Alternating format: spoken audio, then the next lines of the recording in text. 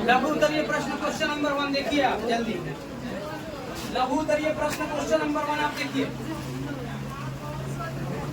क्या लिखा हुआ है इसमें? कह रहा है कि जलोढ़ मृदा के विस्तार वाले राज्यों के नाम लिखे। क्या लिखवाया नहीं गया है? अरे बोलिए बोलिए रिया, वो पता ना कहाँ कंफ्यूज रहती है। पीछे का कुछ याद रहता है क्या पढ़ाई हुआ है क्या नहीं हुआ है? पीछे लिखी है जलोढ़ मृदा का कौन कौन सा राज्य है। हाँ, तो जलोढ़ मृदा का कौन कौन से राज्य में विस्तार है, ये वाला चीज आपको इस क्वेश्चन में मेंशन कर दीजिएगा। और इसके बाद इस मृदा में कौन कौन फसल उगाई जाती है। अच्छा, फसल कौन कौन उगाई जाती है आपको पता है? पता है ना, लिखवाया गया है ना। तो क्या आप इस क्वेश्चन को वहां से इंटरलिंक करके पूरा जलोढ़ मृदा को लिख डालिएगा?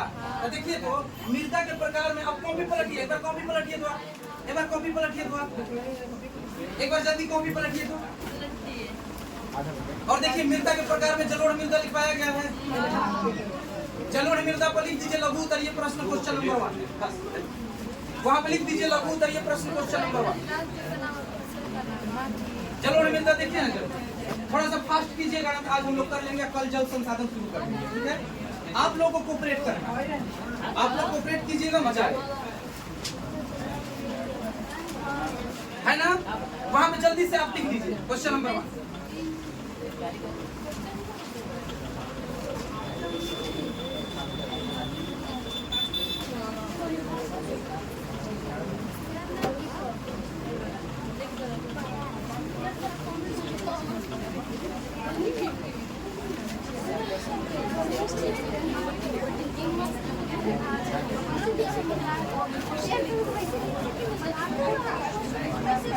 हो गया, लिख लिए ना। चलिए क्वेश्चन नंबर 2। क्वेश्चन नंबर 2 पे आइए। देखिए, क्वेश्चन नंबर 2 का है समुच्चय कृषि से आप क्या समझते हैं? समुच्चय कृषि से आप क्या समझते हैं? अच्छा, समुच्चय कृषि का स्पेशल डिफिनेशन लिखवाया गया है क्या आपको? नहीं ना, चलिए लिखिए क्वेश्चन नंबर 2 आंसर, या फिर समुच्चय कृषि लिख करके डैश दे और लिख रहे समुच्चय कृषि लिख करके डैश देकर कल एकदम जबरदस्त ढंग से वाटर रिसोर्सेज पढ़ाएंगे। सभी लोग जरूर आइएगा, मजा आएगा एकदम। ये भी आपको पता ही है कि हमारा क्लास मजे के साथ चलता है। समुच्चय कृषि, समुच्चय कृषि हो गया। समुच्चय कृषि, चलिए लिखिएगा।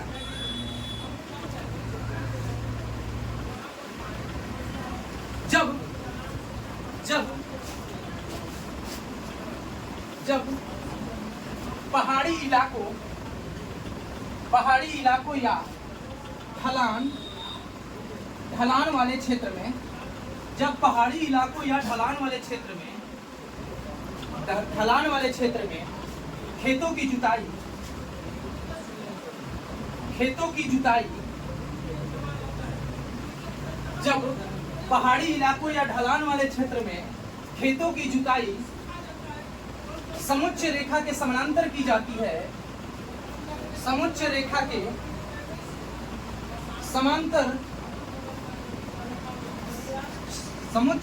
समानांतर की जाती है, समुच्चय रेखा के समानांतर की जाती है, तो उसे समुच्चय जुताई कहा जाता है। तो उसे समुच्चय जुताई कहा जाता है, समुच्चय जुताई कहा जाता है। ढलान वाले क्षेत्रों में देखिए, जब पहाड़ी इलाकों या ढलान वाले क्षेत्रों में खेतों की जुताई समुच्चय रेखा के समानांतर की जाती है, तो उसे समुच्चय जुताई कहा जाता है। और कुछ इसमें एक पॉइंट लिखवा दे क्या? इस जुताई से ढलान से आ रही तेज धार वाली जल के प्रवाह को रोका जाता है। तेज धार वाली प्रवाह को कम किया जाता है एवं मिट्टी बहने से रोका जाता है। बस हो गया, ये हो गया आपका 2 नंबर का आंसर।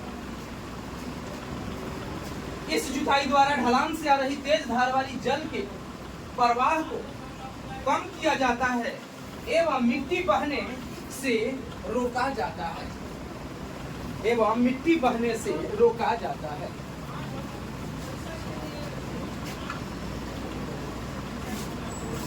एवं मिट्टी बहने से रोका जाता है।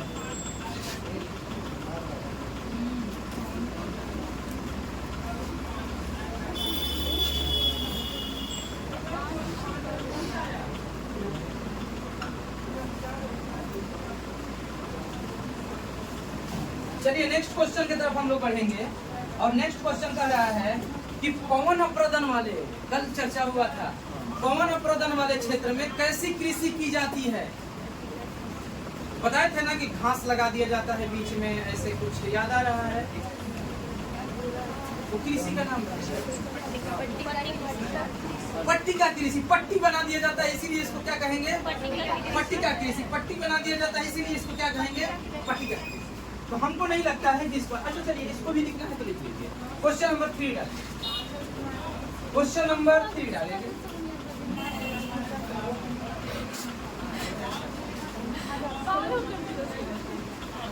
क्वेश्चन नंबर 3 डालिए।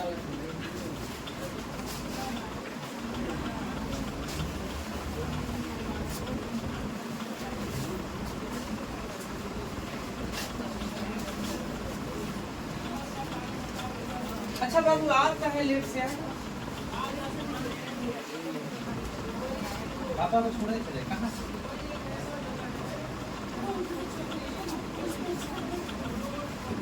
अच्छा चलिए क्वेश्चन नंबर 3 ना, क्वेश्चन नंबर 3 इंक डालना जरूरी है, तब से आप लोग लिखिएगा, हम लिखिएगा पवन अप्रदन वाले क्षेत्र में।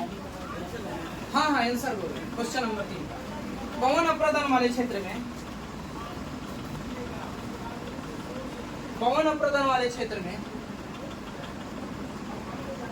अच्छा इंक यहाँ पे था बाबू, देखें यहाँ पे पवन अप्रदन वाले क्षेत्र में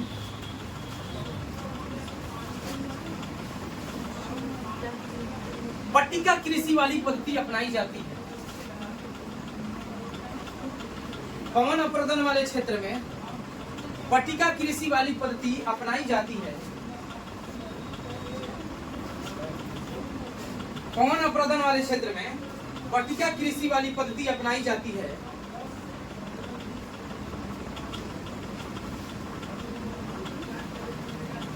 पट्टिका कृषि वाली पद्धति अपनाई जाती है जिसके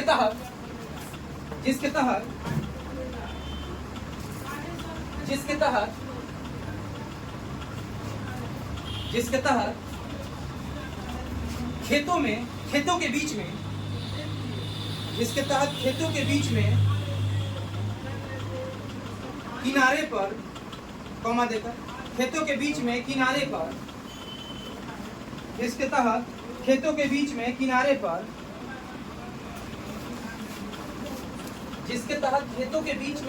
पर पतली घास की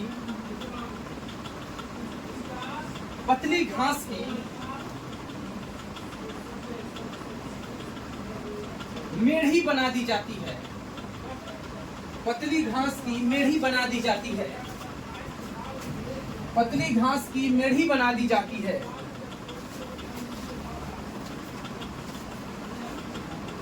पतली घास की मेढ़ी बना दी जाती है जिससे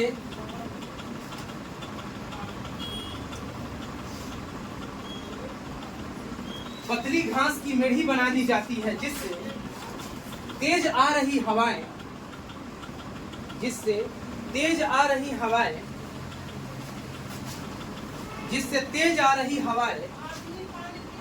खेतों की मिट्टी को तेज आ रही हवाएं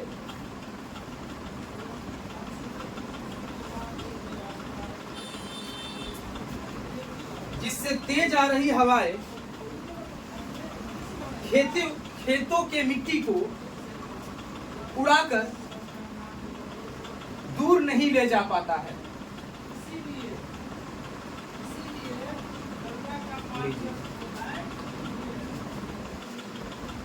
दूर नहीं ले जा पाता है।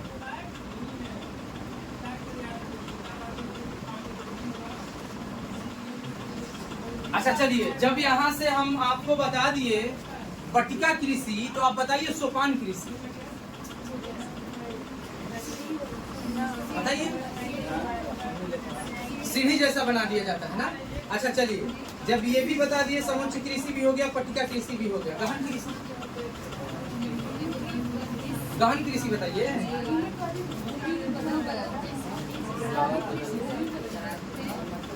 हम बताए थे शुरू में जब कृषि स्टार्ट हो रहा था तभी बताए थे गहन कृषि क्या होता है। बताइए गहन कृषि जल्दी। अरे भैया, जहाँ पे जनसंख्या अधिक है और खेती करने योग्य भूमि कम है, जनसंख्या अधिक है, खेती करने योग्य भूमि कम है, उस स्थिति में हम लोग खेती को क्या करते हैं, बदल बदल कर करते हैं, या फिर मिट्टी की उर्वरता को बरकरार रखने के लिए, मिट्टी के पोषणीय स्तर को बरकरार रखने के लिए हम लोग बदल बदल कर करते हैं। जैसे खास करके साल भर में 2 को खेती कर लेते हैं, खास करके माने ज्यादा से ज्यादा सब्जी को 3-4 कर लेते हैं ना, लेकिन 2 को कर लेते हैं, धान और गेहूं तो कर ही लेते हैं, आप देखते हैं ना, इस तरह की चीजें। तो इसीलिए चलिए अब नेक्स्ट क्वेश्चन की तरफ आएंगे, और ये क्वेश्चन है क्वेश्चन नंबर 4। क्या कह रहा है, क्वेश्चन नंबर 4 है, ठीक है ना। इसके बाद भारत के किन भागों में नदी डेल्टा का विकास हुआ है या है ना, किन भागों में नदी डेल्टा का विकास। अच्छा, डेल्टा शब्द को समझना पड़ेगा आप लोगों के लिए जरूरी, डेल्टा शब्द को आप लोगों के लिए समझना जरूरी है। कौन बताएगा डेल्टा के बारे में, डेल्टा बताइए, डेल्टा बताइए। तो डेल्टा क्या होता है, डेल्टा क्या होता है, डेल्टा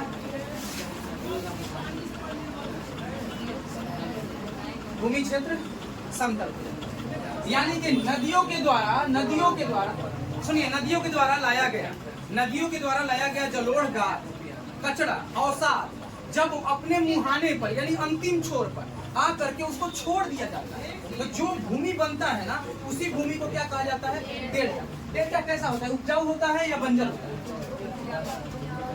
डेल्टा उपजाऊ होता है या बंजर होता है,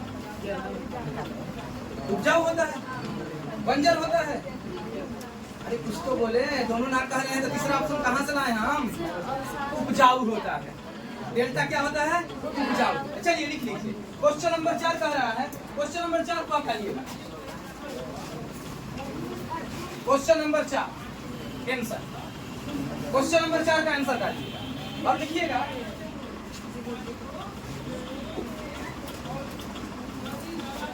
पूर्वी तटीय भागों में बहने वाली पूर्वी तटीय भागों में बहने वाली प्रमुख नदियां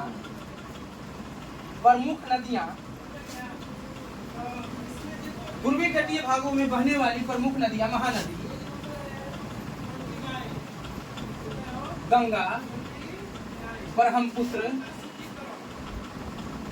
पूर्वी तटीय भागों में बहने वाली प्रमुख नदियां गंगा, ब्रह्मपुत्र, उसके बाद गोदावरी,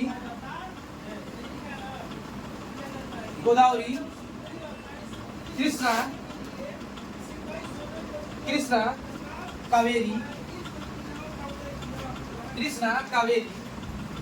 के अवसाद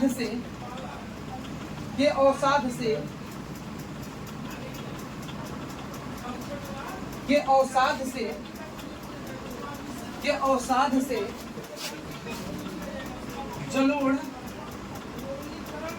जलोढ़ मृदा का विकास हुआ, जलोढ़ मृदा का जमाव हुआ, जलोढ़ मृदा का जमाव हुआ। ठीक है, देखिए पूर्वी तटीय भागों में बहने वाली प्रमुख नदियां महानदी गंगा, ब्रह्मपुत्र, गोदावरी, कृष्णा, कावेरी के अवसाद के जलोढ़ से मृदा का जमाव हुआ,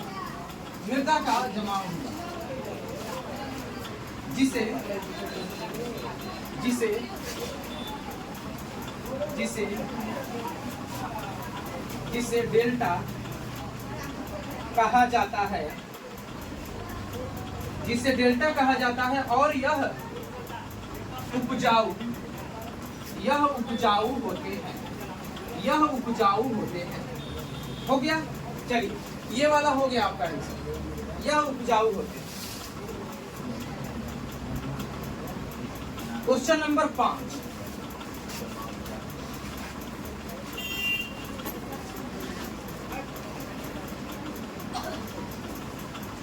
क्वेश्चन नंबर 5 लिखेंगे आप लोग। मृदा पर एक ही प्रकार के फसल जैसे धान, गेहूं, बाजरा, ज्वार, एक ही प्रकार के फसल जैसे धान, गेहूं, बाजरा, ज्वार की खेती करने से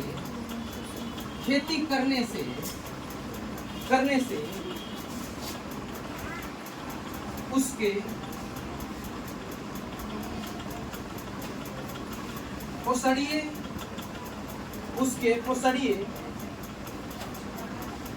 स्थिति में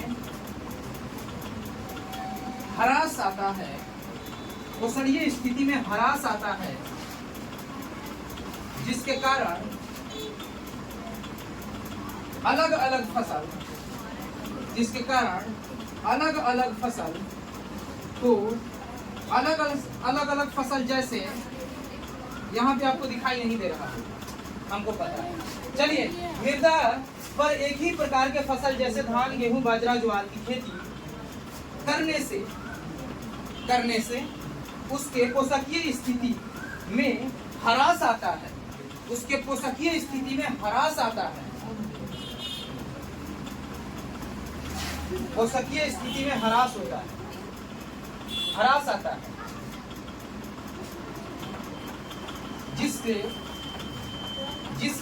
जिसमें लिखेगा, जिसमें अलग अलग जैसे दलहन,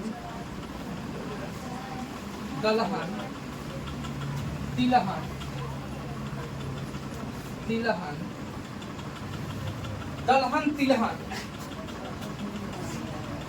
की खेती करने से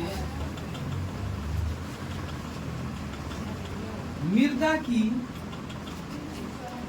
पोषकीय स्थिति में सुधार आने लगता है एवं फसल एवं नाइट्रोजन का, लिखे बाबू, नाइट्रोजन का स्थिरीकरण होता है। इसी प्रक्रिया को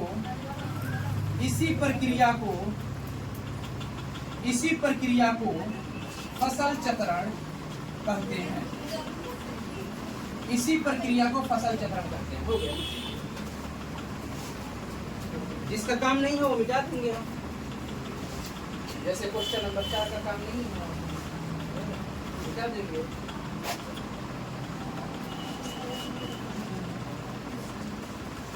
यहाँ से आप लिखेंगे बस, अगर यहाँ तक हो गया है कि अरे ये भी मिटा देंगे। अगर जहाँ पे कंफ्यूजन होता होगा ना वो पूछ लीजिएगा आपसे।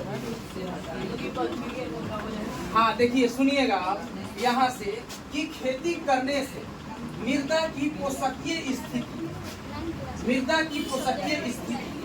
में सुधार आने लगता है। मृदा की पोषकीय स्थिति में सुधार आने लगता है एवं ऐसे उसमें का है शायद, एवं नाइट्रोजन का स्थिरीकरण होता है। एवं नाइट्रोजन का क्या होता है? स्थिरीकरण होता है। इसी प्रक्रिया को फसल चक्रण कहते हैं। इसी प्रक्रिया को हम लोग क्या कहते हैं? फसल चक्रण कहते हैं। अब एक चीज आपको बताना है, जल अक्रांतता ना, जल क्रांतता।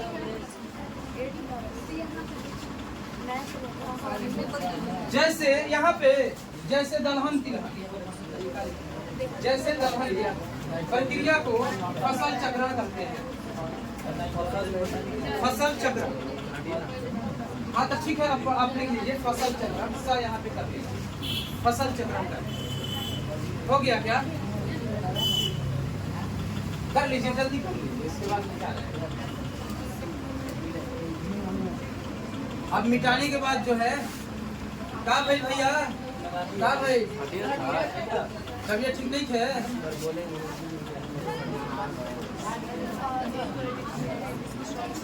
अच्छा टेंशन मत ले जाओ, हम सोचते नहीं कि दवाई वही ला, जैसे कि एनर्जी डाउन हो रहा है तो ग्लूकोज रख देंगे। अब बच्चों को सोचे हैं कि ग्लूकोज युक्त पानी मिले ताकि एनर्जी बना रहे।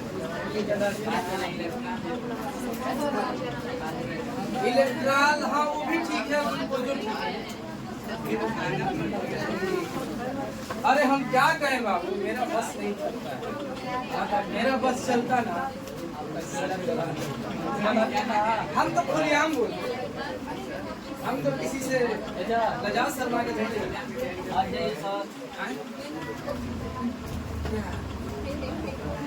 उस पर ना, हाँ उस पर तो वही टारगेट है, वही टारगेट है। बीपीएससी, यूपीएससी, सीजीएल, उसके बाद एसएससी, रेलवे, इन सभी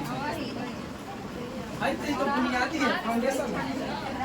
हाँ ये पहले सोचे हैं कि एनसीईआरटी बुक 6 से लेकर 12 तक टोटल एक्सप्लेन करके उस पर डालें, ताकि कोई बच्चा अगर बीपीएससी करना चाह रहा है, जिसका छूट गया है, बढ़िया से नॉलेज नहीं पड़ा है, तो उस पर से पढ़ ले, अपना कॉन्सेप्ट बिल्ड कर लिया है ना।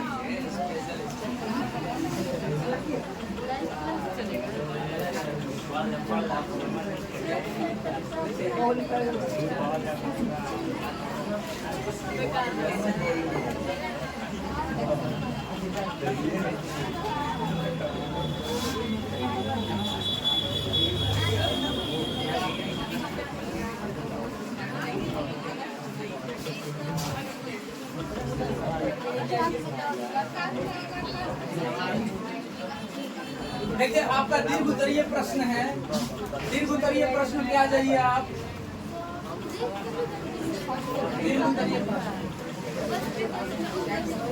दीर्घ उत्तरीय प्रश्न में लिखा हुआ है जल क्रांतता, एक शब्द लिखा हुआ है जल क्रांतता।